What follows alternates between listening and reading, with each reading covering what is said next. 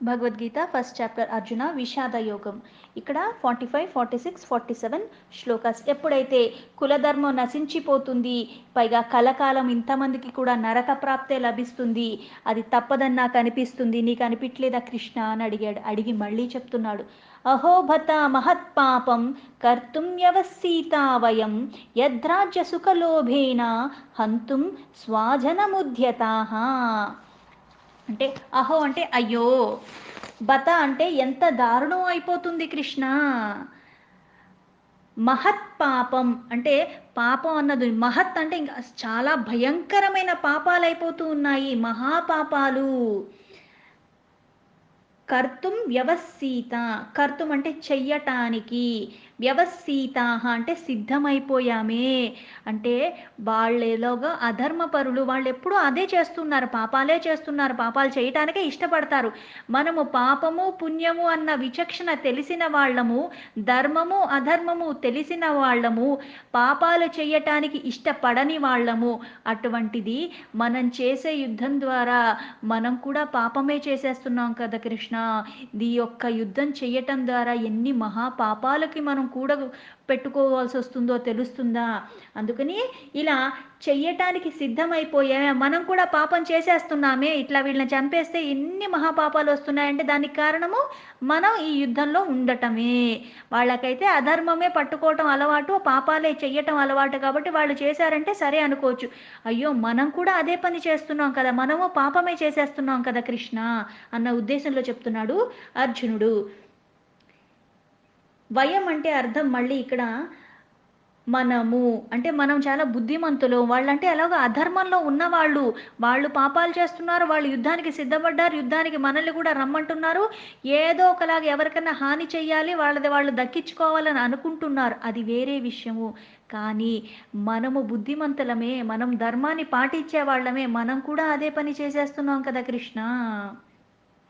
యద్రాజ్య సుఖలోభేన, యద్రాజ్య సుఖ లోభేన అంటే యత్ అంటే ఏదైతే, ఏ మహాపాపానికైతే మనం ఒడిగడుతున్నామో, రాజ్య సుఖ లోభేన అంటే రాజ్యము సుఖాలు లోభాలతో, లోభాలతో కూడుకున్న ఇవన్నీ కూడా హంతుం స్వజనముద్యత, ఇవన్నీ వీళ్ళ చంపటానికి, మన వాళ్ళని మనమే చంపటానికి మనం కూడా ఈ మహాపాపాలు ఒడుగట్టుకోవటానికి సిద్ధపడిపోయి ఇక్కడికే చేరాం కదా కృష్ణ.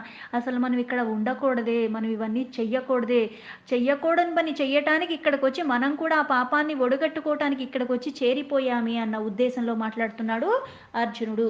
ఈ శ్లోకాకి మీనింగ్, అయ్యో మనము బుద్ధిమంతులమై కూడా రాజ్య సుఖాలన్న లోభాలకి, వాటి కోసమై మన వాళ్ళని మనమే చంపటానికి మనం కూడా సిద్ధపడి ఈ ఘోర పాప పనులు కృత్యాలు చేయటానికి ఇక్కడికి మనం కూడా ఇది నిజంగా దారుణం కదా కృష్ణ.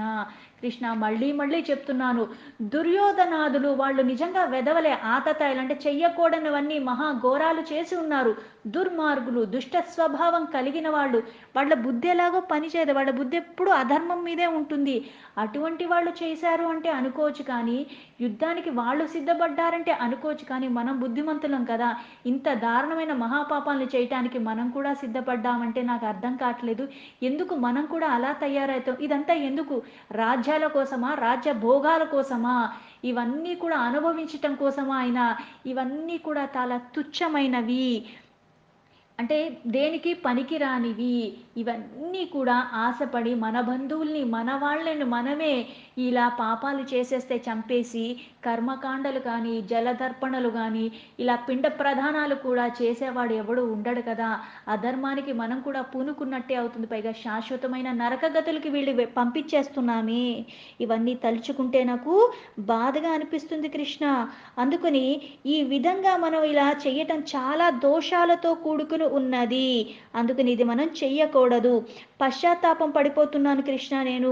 ఇక తన నిర్ణయాన్ని మళ్ళీ అంటే ఇవన్నీ చెప్పి ఏది చేస్తే, అంటే ఇక్కడికంటే రావటం వచ్చాం, కానీ వీళ్ళు చచ్చిపోతే ఏమైపోతుంది, కులనాశనం అయిపోతుంది, అసలు మగ దిక్కే ఎవరికి ఉండదు, పైగా కులదాశనం కాకుండా మళ్ళీ వర్ణ సాంకర్యం అయిపోతుంది, వర్ణ సాంకర్యం అవ్వకుండా పితృకర్మలు చేయాల్సిన చెవరు, ఆచరణలో ఏవైతే సదాచారం సనాతన నుంచి ఉన్నాయో అవన్నీ కూడా అందరూ చెయ్యకుండా అయిపోతుంది. ఇన్ని మహాపాపాలకి కారణము వాళ్ళు బుద్ధి లేని వాళ్ళు, అధర్మంగా ఉన్నవాడు వాళ్ళు చెయ్యొచ్చు.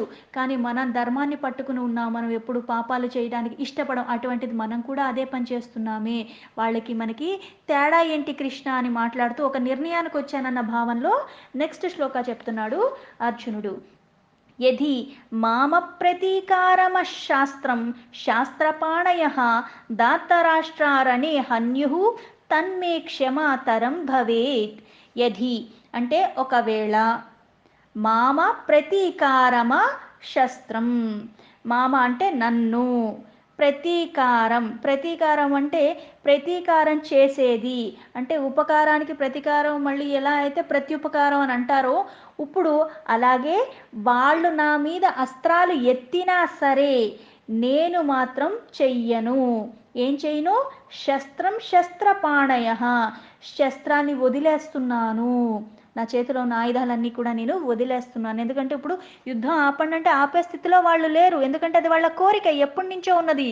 ఏదో ఒక రూపంలో ఇలా మొత్తాన్ని మూలాల నుంచి తీసి పడేయాలి పాండవులన్న కోరికతో ఉన్నారు కాబట్టి వాళ్ళు ఇక్కడి నుంచే తొలగరు. అందుకని నేను ఇక్కడి నుంచి వెళ్ళిపోదామన్నా ఇప్పుడు మన పక్క వాళ్ళు కూడా వచ్చే స్థితిలో లేరు. ఎందుకంటే వాళ్ళు ఎవరు ఇన్ని రకాలుగా ఆలోచించలేదు. నా ఒక్కడికే ఇన్ని ఆలోచనలు వచ్చినాయి అన్నట్టుగా ఉంది అర్జునుడి స్థితి. అందుకని ఇన్ని పాపాలు వస్తాయని వాళ్ళు ఏమి ఊహించలేట్టు లేదు కృష్ణ.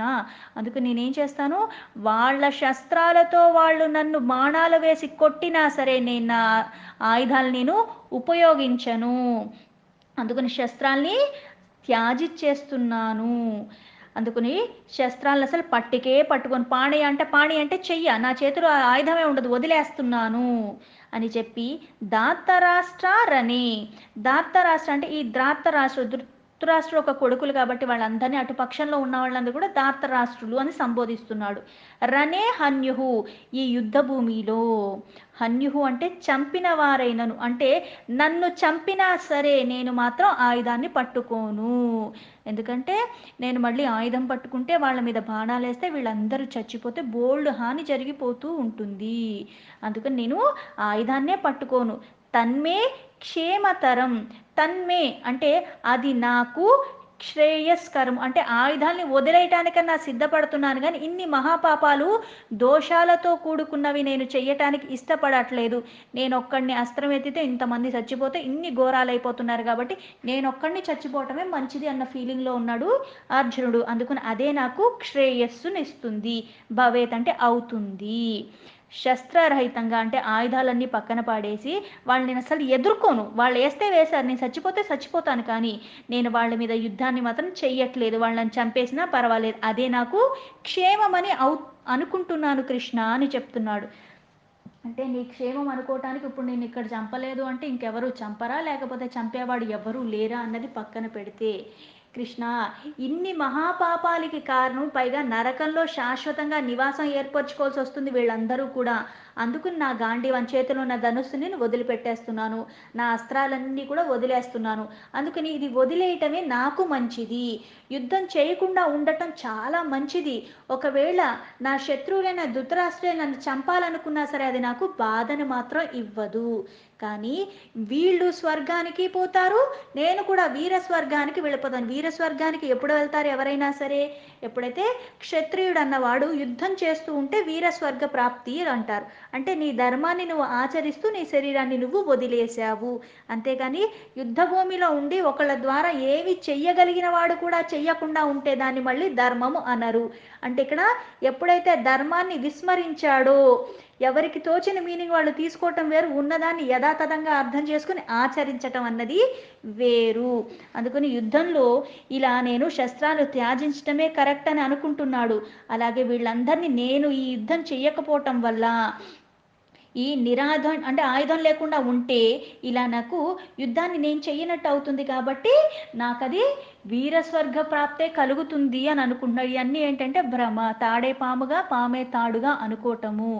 నేను అనుకున్నదన్నీ ధర్మము అనుకోవటానికి వీల్లేదు. శాస్త్రం ఏం చెప్పింది, అందుకే మనకేం చెప్తారు, దేన్ని నువ్వు తీసుకోవాలి, డిక్షనరీలో ఏ వర్డ్కి ఏ మీనింగ్ ఉందో అదే ప్రపంచం మొత్తం ఫాలో అవుతుంది, అదే నేను తీసుకోవాలి. ఈ వర్డ్కి నేనే ఒక మీనింగ్ రాసుకున్నాను, మీరందరూ ఫాలో అవ్వండి అంటే నేను ఎంతమందికి అని చెప్తాను, నన్ను ఎవరు నమ్ముతారు? ఎవరు నమ్మరు కదా. అందుకే మనకేం చెప్తారు, శాస్త్రాలు పురాణాలనే ఆధారంగా తీసుకుని వాటిలో చెప్పింది చెప్పినట్టుగా యథాతథంగా, అంతేగాని నా సొంత కవిత్వాన్ని నాకు అర్థమైనట్టుగా నేను తీసుకుంటానంటే 1,00,000 మంది ఉన్నాం, ఎవడికి అర్థమైంది వాడు తీసుకుంటే ఇంక అక్కడ ఏది మిగలదు. ఉన్నది ఉన్నట్టుగా, అందుకే గురుముఖత నేర్చుకోమని ఎందుకు చెప్తారు, ఉన్నది ఉన్నట్టుగా తాను ఎట్లా నేర్చుకున్నాడో అదే నీకు చెప్తాడు. నీకు జ్ఞానం ఉంటే అది అర్థం అవుతుంది, లేకపోతే ఇంకోసారి అర్థం చేసుకోవడానికి ప్రయత్నం చేయి, అంతేగాని నాకు అర్థమైనట్టుగా నేను ఊహించుకున్నట్టుగాను మాత్రం మనం తీసుకోకూడదు. అందుకని ఇక్కడ వీరస్వర్గ ప్రాప్తి కూడా నాకు వచ్చేస్తుంది కృష్ణ, అంతేకాని నరకానికి నేను వెళ్ళను, అది నాకు క్షేమమనే అనిపిస్తుంది.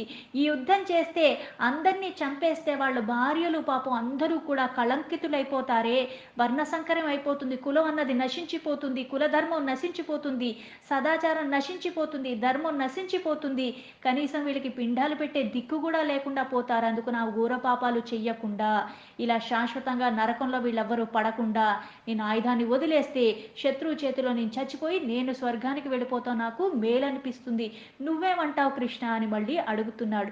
ఇలా అర్జునులో వచ్చిన పరంపర ధోరణిలో వచ్చే ఆలోచనలన్నీ కూడా వింటున్నాడు. తానే అన్నీ చూస్తున్నట్టే, తనకే అన్ని ఇదైతే ఇదైపోతుంది, అదైతే ఇదైపోతుంది అన్న భావనలో చెప్పేస్తున్నాడు. ఇట్లా అన్నీ చెప్తూ ఇలా జరిగిపోతే అలా జరిగిపోతుంది, ఇలా చేస్తే అలా జరిగిపోతుంది, పైగా దీనికి ఇది రిజల్ట్, దానికి అది రిజల్ట్ అన్నట్టుగా చెప్పుకుంటూ వెళ్ళిపోతూ తానే అన్నిటికీ బాధ్యతను వహిస్తున్నట్టు, ఇది నాదే రెస్పాన్సిబిలిటీ, అందుకని నేను ఇది చేయకపోవటం వల్ల అవన్నీ జరగవన్న భావంలో ఊహించేసుకుంటున్నాడు. ఊహాలోకాల్లో తేలిపోతూ తెగ బాధపడిపోతూ విషాదంలో మునిగిపోయాడు, దుఃఖంలో కృంగిపోతున్నాడు అర్జునుడు. ఇలా అర్జున్ ఒక మానసిక స్థితిని చూసి శారీరకంగా ఎలా ఉన్నాడో సంజయుడు మళ్ళీ చెబుతున్నాడు. శారీరక మానసిక వాచక ఇవన్నీ ఎందుకు చెప్తారు అంటే, మనసులో ఒకలాగా శారీరకంగా నేను చాలా బలంగా ఉండొచ్చు, చాలా శక్తితో ఉండొచ్చు, కానీ మనస్సులో ఒక రకమైన బాధ వచ్చి నేను ఒకటి బాధలో ఉన్నానంటే అంత పెద్ద శరీరాన్ని వేసుకుని కూడా నేనేం చెయ్యలేనట్టుగా ఉంటాను. తిన్నది కూడా తిండి మీద ధ్యాస లేకుండా తినాలా వద్దా అన్నట్టు దాన్ని కూడా కెలికి కెలికి తింటా, లేకపోతే తిండి మీద కూడా ధ్యాస ఉండదు. అప్పుడేమవుతుంది, శరీరం ఉంటానికి అంత దిట్టగా కనపడతాను కానీ అక్కడ వీక్గానే ఉంటాను, ఏమీ ఉండదు. కానీ ఎప్పుడైతే మనస్సు అన్నది ఆనందంగా ఉంటుందో, ఇటువంటి క్షోభ అన్నది నా మనస్సుకి లేకుండా ఉంటుందో, అప్పుడు ఏమవుతుంది, చాలా శక్తివంతుడిలాగా నేను అనుకుంటూ ఉంటాను.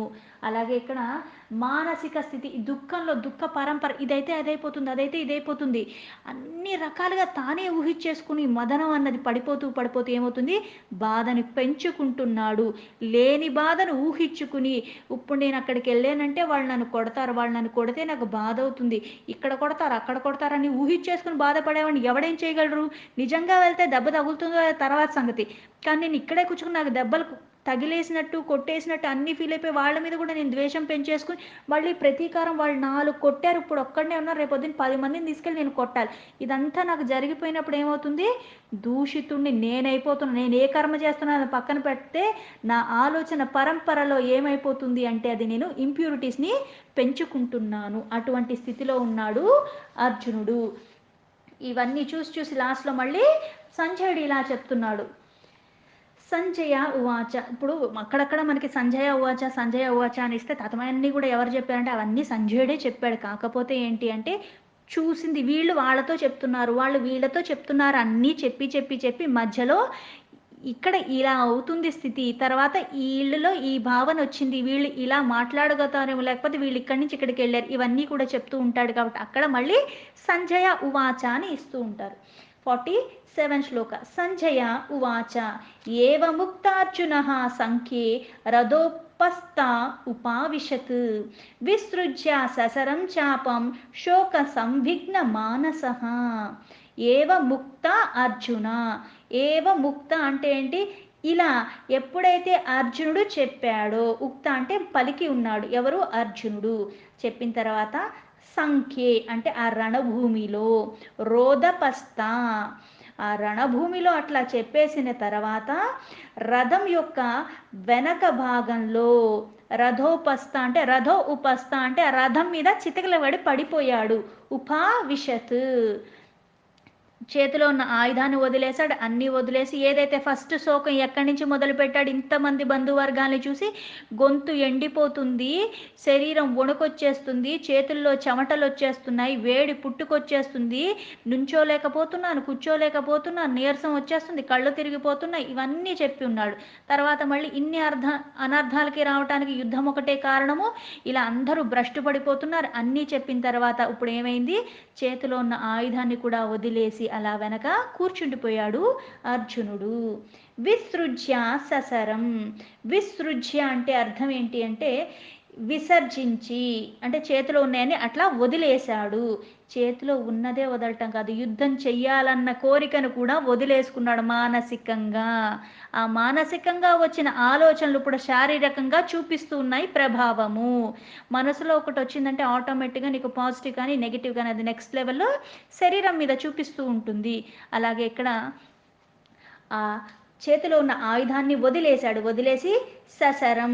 ససరం అంటే ఏంటంటే బాణములతో కూడిన, ఏదైతే బాణాలు వెనక పెట్టుకుని ఉంటారో ఒక్కొక్కటి తీసిలాగా ధనుస్సుకి పెట్టి సంధిస్తూ ఉంటారు, వేస్తూ ఉంటారు, అలాంటిది ఇతని చేతిలో ఉన్నది.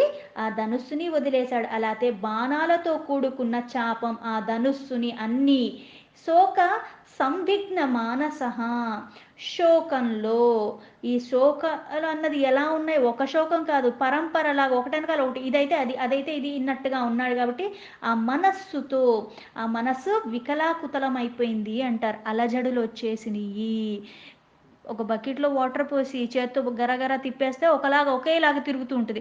4, 5 రాళ్ళు తీసుకొచ్చి అందులో వేస్తే ఏమవుతుంది, అలజడి బుడుగు బుడుగు అన్నట్టుగా వస్తున్నట్టు ఉంటుంది, ఇష్టం వచ్చినట్టు కదులుతూ ఉంటాయి. పైగా అలా ఉన్నదానికి ఇంకొక రాయి మధ్య మధ్యలో వేస్తూ ఉంటే ఒకలాగా తిరిగేది మళ్ళీ ఇంకొకలాగా తిరగటం మొదలవుతుంది. ఒక పక్క ఒకలాగా, ఇంకొక పక్క ఇంకొకలాగా అన్నట్టుగా ఇన్ని రకాల భావనలతో ఉండిపోయాడు. అందుకుని మనస్సు అన్నది ఒక స్థితిలో అక్కడ నిలకడగా లేకుండా అలజడులతో నిండిపోయి ఉన్నది. అందుకుని సంజయుడు అర్జునుడు ఈ విధంగా చెప్పి ఆ శోకంలో ఉన్న మనస్సుతో, పైగా ఎలా ఉంది, శోకం అంతా నిండుగా కప్పేసినట్టుగా ఉన్నది ఆ మనస్సు అంతా.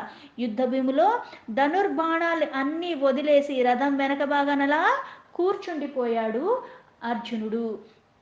ఇక్కడ ఇప్పుడు సంజయుడు ధృతరాష్ట్రుడితోనే అన్నాడు, మహారాజా ఈ ప్రకారంగా అర్జునుడి మనసు ఎప్పుడైతే శోకంతో నిండిపోయిందో, శత్రువుల మీద దయ కలిగింది, జాలి కలిగింది, కరుణ నిండిపోయింది, తాను యుద్ధం చేస్తే పాపం వస్తుందని, యుద్ధం చేసి పాపాన్ని మూట కట్టుకోవటం అంటే శత్రువుల చేతిలో చచ్చిపోయినా పర్వాలేదు, నాకు స్వర్గగతులు లభిస్తాయని చెప్పి తన అన్ని అస్త్రశస్త్రాలన్నీ కింద పాడేశాడు, రథం వెనకలాగా కూర్చుండిపోయాడు. ఇక్కడ ధనుర్బాణాలు వదిలిపెట్టడం అంటే తన ధర్మాన్ని వదిలిపెట్టడం, తన క్షాత్ర ధర్మము అంటారు. అంటే నువ్వు ఏ ప్రొఫెషన్లో ఉన్నావో ఆ ప్రొఫెషన్ని నువ్వు వదిలేయటము.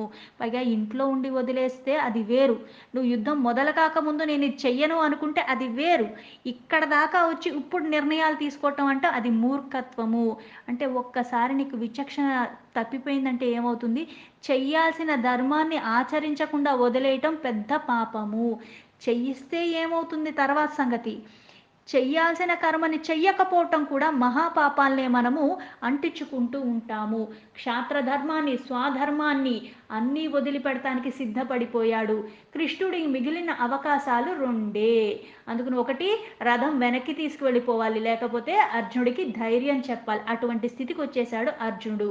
అయితే ఈయన్ని ఇప్పుడు ఎలా ప్రోత్సహిస్తాడు, అందుకని కృష్ణుడు ఏం చేస్తాడు అంటే బోధిస్తాడు, అంతేగాని నీ బదులు యుద్ధం చేయడు, నాకు ఆకలేస్తే నేనే తినాలి, వండి అక్కడ పెడతారు కానీ దాన్ని మళ్ళీ నోట్లో ఎవరు తినిపిస్తారు అంటే ఒకరోజు పోన్లే అని తినిపిస్తారు, రోజు అలాగే నువ్వు కూర్చున్నావు అంటే ఎవడు తినిపిస్తాడు, ఎవ్వడో తినిపించడు. నీకు ఆకలేసినప్పుడు పెట్టుకుని తింటా నీకు తెలియాలి. అన్నీ ఉండగా దాన్ని వాడుకోవటం కూడా నీకు చేత కానప్పుడు ఇంకా నువ్వు అంటే మనం మనకే ఉపయోగపడతాం అన్నది పెద్ద గొప్ప విషయం ఏం కాదు. మన వల్ల ఇంకా నలుగురికి ఉపయోగపడలేని స్థితిలో ఉన్నాము అంటే మనల్ని మనమే అసహించుకునే స్థితికి చేరిపోయాము అని అర్థము. అయితే ఇక్కడ అర్జునుడికి ధైర్యం చెప్పటానికి, ప్రోత్సహించటానికి ఒక స్థితికి చేరుకున్నాడు. ఎందుకు, ఆ ఆలోచన పరంపర అంతా కూడా బయటకు పెట్టేశాడు. ఇంకా లోపలన్నది ఏమీ లేదు, ఆ శోకమే మిగిలింది. ఇంకా బాగా ఏడ్చి ఏడ్చి ఉన్నప్పుడు ఏమవుతుంది, కాసేపు అయ్యాక ఏడవటానికి కంట్లో నీళ్లు కూడా రావు, మనం ఒక కాముగా కూర్చుండిపోతాం. బాధ లేదా అంటే ఉంది, కానీ స్టార్టింగ్లో ఉన్నంత అలజడి అప్పుడు బాగా ఏడ్చేసిన తర్వాత అప్పుడు ఉండదు, మనకి కొంచెం స్థిరత్వం వస్తుంది, ఆలోచించే స్థితికి చేరుకుంటావు. ఈ మధ్యలో ఎటువంటి గొప్ప గొప్ప వాళ్ళు చెప్పినా సరే వినే స్థితిలో నువ్వు ఉండవు. అందుకని ఇప్పుడు ఆయన చెప్పిందంతా విని దీనికి మళ్ళీ సమాధానంగా కృష్ణుడు తర్వాత చెప్తాడు. అయితే ఎప్పుడైతే ఇవన్నీ వదిలేసాడంటే దీనికి ఇప్పుడేంటి సమర్పణ భావం. ఇది మన లౌకికమైన విషయంలో చెప్పుకోవాలంటే ఎలా ఉంటుంది అంటే, ఎప్పుడైతే విషాదం కానీ, సంతోషం కానీ ఏది వచ్చినా సరే నాది అన్నది ఏదీ లేదు అని చెప్పి మనస్ఫూర్తిగా ఎప్పుడైతే సర్వాన్ని తీసుకెళ్ళి పరమాత్మ చెంతన వదిలేస్తున్నావో, నీకే అన్నీ విడిచిపెడుతున్నాను పరమాత్మ, నువ్వే నాకు ఒక మార్గాన్ని చూపించు, నా బుద్ధికి ఒక సరైన ద్రోవల పెట్టేలాగా కూడా నువ్వే చూసుకో అన్న భావనతో నీకు సమర్పణ అన్నది రావాలి. ఇప్పుడు అన్నీ చెప్పేశాడు లోపల ఉన్నాయన్నట్టు. ఇలా అయితే అలా అనిపిస్తుంది, అలా అయితే ఇలా అనిపిస్తుంది. ఇప్పుడు ఏం చేయాలి కృష్ణ, నాకేం అర్థం కావట్లేదు కృష్ణ, శోకంలో నిండిపోయానన్నట్టుగా ఉన్నాడు అర్జునుడు. ఇంకా కళ్ళు కూడా ఫుల్ నీళ్లతో నిండిపోయి ఉన్నట్టుగా, ముఖమండలం అంతా కూడా విషాదంలో ఉండిపోయాడు. ఆ భయానక పాప ఫలితాల్ని తలుచుకుంటూ తలుచుకుంటూ ఇంత పాపాలకి నేను ఒడిగట్టాలా అన్నట్టుగా ఉన్నాడు అర్జునుడు.